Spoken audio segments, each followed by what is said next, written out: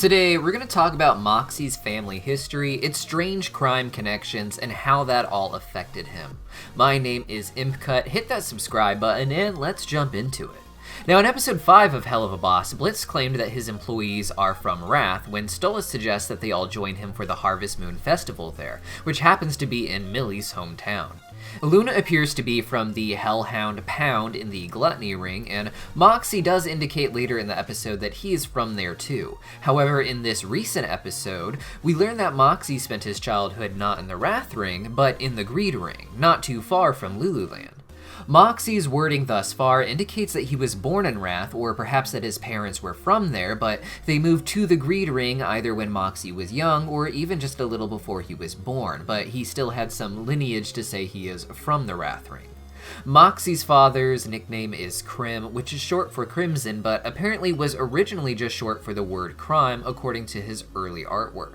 Crime makes sense more so as a sinner's self-given name as opposed to an imp, who would be named by his parents, and being named Crime probably didn't make much sense, especially since there seems to be some vague attempt to hide the actual crimes of the family. Whenever the move took place, Crim would take his wife and kid to the Greed Ring to a community called Not Mafia Town, with a sign insisting that there is definitely no organized crime in this area. While Greed Ring goons seem to have their hands in all sorts of dirty dealings, the big joke is that most of them look like loan sharks, meaning that Moxie's family and their business is largely about loaning out money with interest rates that cannot be paid back, making them really only slightly more evil than a bank, which of course Prince Mammon is in charge of in the Greed Ring.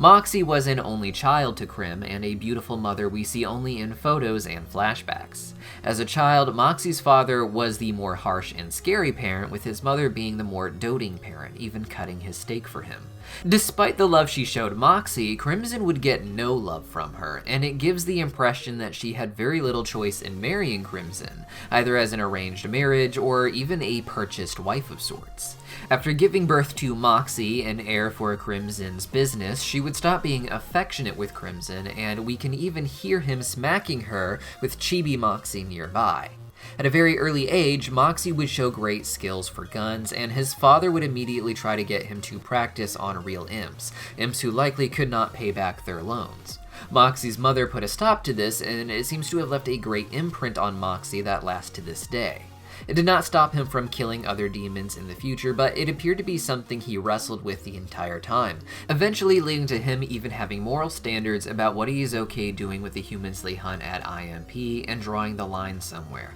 likely trying to create a standard of good that his mother would be proud of as opposed to drawing his inspiration of good from some sort of religious source. What's really interesting is that in a scene from episode 1, he discusses not wanting to murder a human family, but eventually thinks it would be okay to kill a shitty dad or even a mob family. This shows not just how much he hates his father, but also how much he hates what he did while working for his father, how much guilt he carries, and perhaps foreshadows something far more dark to come, but more on that later. As a mafia boss, Crimson is not afraid to kill those who have slighted him, and he seems to take personal enjoyment in doing it himself instead of just having his goons do it without him. All around his home, we can see the horns and teeth and other parts of various demons hanging on the walls like hunting trophies. All of these likely the victims of Crim, people who owed him money they couldn't pay back or had made him angry in some other way, all hanging on his wall so everyone knows that he's willing to do this to anyone who annoys him.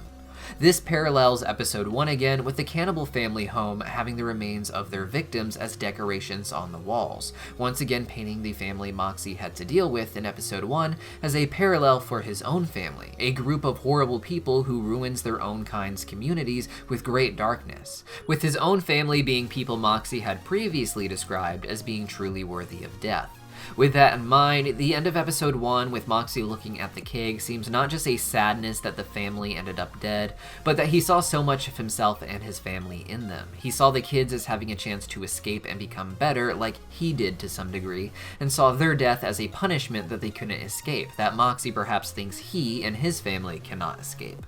When Crimson slapped Moxie's mother, she seemed to leave, and for a time, Moxie would have felt abandoned by her, this being shown by having no one to cut his steak, the stinging reminder of what his mother did for him, not just this one example, but throughout his life. She took care of him. But then Krim brings Moxie on a job to sink a demon to the bottom of the ocean in a spot where Krim dumps a lot of his victims, and we can see the shoe of Moxie's mother wash up, and worse, Moxie recognizes it. Moxie was not just aware of what his father did to his mother, but aware of how that could quickly become the fate of anyone he loved, making his threats against Millie all the more terrifying.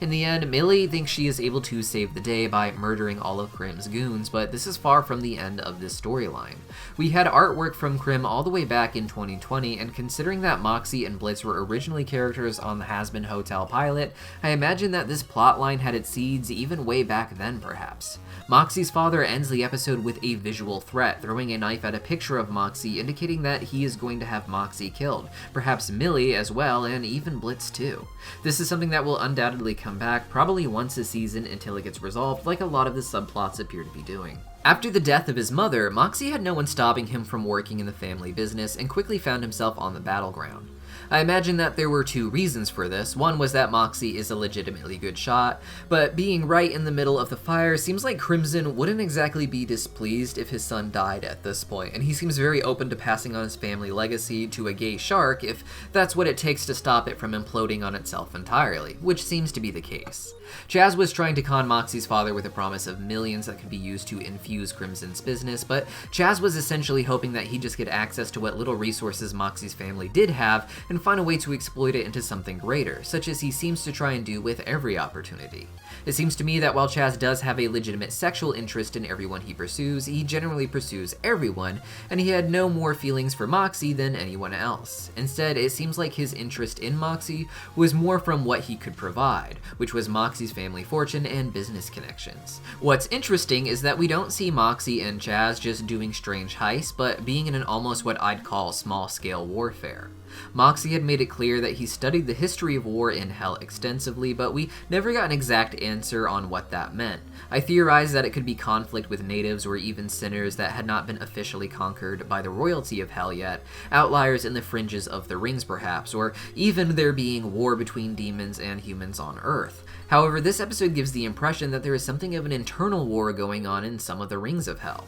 Crimson and his family aside, most of the business Mammon does seems to be through loan sharks, who make up most of Crimson's associates, even at the event of Moxie entering into the family business. The war they are fighting appears to be against not rival loan sharks, but against the imps of the Greed Ring. This may be just a really big gang war, but it's definitely a war as opposed to just what we think of as street gangs fighting for turf. Following a failed heist, Moxie would of course end up in jail with Blitz, who seemed to have an idea on how they could escape together, something he wanted to do as fast as he could as he had left Luna with a babysitter.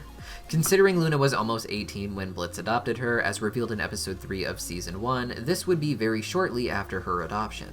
Blitz being arrested raises all sorts of questions. Who knows what he was doing, but perhaps it was something to do with starting IMP, trying to steal some sort of item that could help them get to the human world. We see Moxie and Blitz holding the business license together for IMP in a photo on Blitz's phone, indicating that Moxie was involved with the process of that getting started, and really helped set the business up to be what it could be. While Blitz wanted to bring Moxie into a life of murder not all that different from that of Moxie's father, Blitz won Moxie over with his talk of Luna and how important family was to him, something he continues to harp on with the business itself being a family. Moxie would meet Millie on the job, it seems, where he'd quickly marry her, with their 1-year anniversary being in the season 1 finale. Moxie would hate Blitz's inappropriate behavior at the office, but after the hallucinations they experienced together in episode 6, and now Moxie having a chance to really examine his relationship with his family, I hope he can look to Blitz and recognize them all as his family of some sorts, taking care of each other in a way that reminds Moxie